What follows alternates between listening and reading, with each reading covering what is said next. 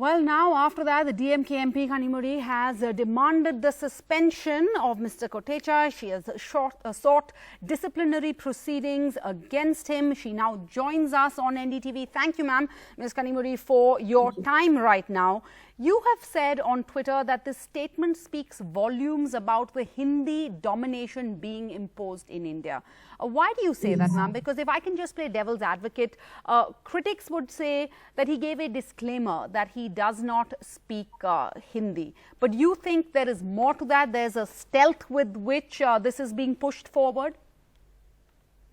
See, when any of the IAS cadre officers are placed in a different state, which is not their home state, there is an clear instruction that it's mandatory for them to learn the local language. So I think any government official in the central government has to learn two languages, which are the official languages of the country. One is English and the other is Hindi. Why can they not make an effort to learn both the languages so that they can communicate with everybody? After all, it is a union government and they have to listen to everybody in this country. It's not that only an officer can only listen to Hindi-speaking states, no? And ironically, this is a virtual session being carried out by the Ayush Ministry in the middle of a pandemic. So perhaps, the people of Tamil Nadu don't need the wisdom of how they can improve their health in the time of a very serious coronavirus pandemic. Exactly. It is just like it's a completely excluding one part of the country. Why do you have to do that? You can at least make an effort to put subtitles. And I don't think any officer has the right to say, if you don't understand Hindi and I'm going to speak only Hindi, you could have got a translator, you could have made an effort. But when somebody says we don't understand the language, I don't think anybody has a right to say, you can leave if you don't understand. So the ministry, you're saying, did not make the effort to set up a translator. So they did not even take that into consideration. I think any ministry, any government office in the central government it is mandatory that they have to make themselves understood. And if I go there, I should be provided with an officer who will speak to me in English or a language I can understand. Or an interpreter should be there.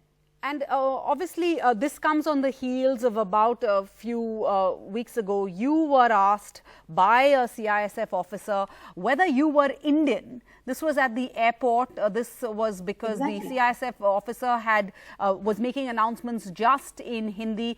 After that, the CISF sought details. They ordered an inquiry. We saw the usual, some kind of movement taking place on this.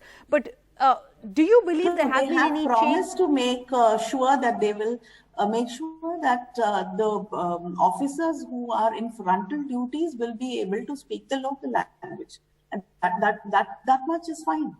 No, but my question is, do you believe, we saw those routine official apologies, we saw knee-jerk corrective measures from the federal airport authorities after that, but do you see any sort of change, any addressal of this matter from the central government? Because after the NEP, we heard the Prime Minister speak on the NEP, where he said that children who speak their first few years and study in their mother tongue are brighter than others or have an advantage than others. So it does not seem like, ma'am, the central government is responding to your concerns, not just your concerns, concerns that have been raised by you, in Karnataka, by political leaders in Karnataka, in Bengal. No, we are not against children learning in their mother tongue. DNK has never, has always said that children, the initial education can be in the mother tongue. We are not against that. But we are only questioning imposing one language on everybody. We belong to a free country and we are part of this country, and speaking a particular language is not the only way to become a citizen of India. That is not the only way to be included. So imposing a particular language or a way of life or ideology is what we are against. And today our party leader M.K. Stalin has also made a statement against this attitude of the central government. So he says action should be taken. So action should be taken against certain officials, ma'am, but what is the overall picture? What is the DMK stand when it comes to the 3-language policy proposed in the new NEP, the new education policy? See, it's just not the DMK stand. Even the AIADMK government has clearly said that in Tamil Nadu, we have the 2-language policy, and anybody who wants to learn another language has never been stopped. But in our schools, we've always, whether it is the matriculation school or a state board school, we only had 2-language policy. So why are you bringing in another language and forcing us to learn another language? Let it be the choice of the student or the parents. And lastly, we do not want... Sorry, go ahead. Yeah, and I don't think the central government should be deciding on education in every state. Education has to be given back to the state list. This is what the DMK has been insisting. The central government should not interfere with education policy. It is the state government which should decide education policy, syllabus, and textbooks. All right. And lastly, ma'am, after your after what happened with you, and you went public about what happened with you at the airport, the incident also took a political turn with a BJP leader, BL Santosh, I think, quipping that, oh, the campaign has started for the Tamil Nadu assembly elections. So the BJP leadership basically being dismissive of these concerns. See, it's very unfortunate because I am talking about a genuine problem, and it is just not me. Many of the leaders in this country have also shared similar experiences, and many people have shared similar experiences. And why should the BJP get defensive? They can actually try to reach out and understand the problem and try to sort it out because they are in the government.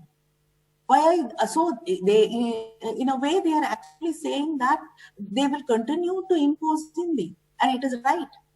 Why should they, otherwise, why should a BJP leader and the leaders here get defensive about it? They can reach out and support us, which they do not want to do clearly.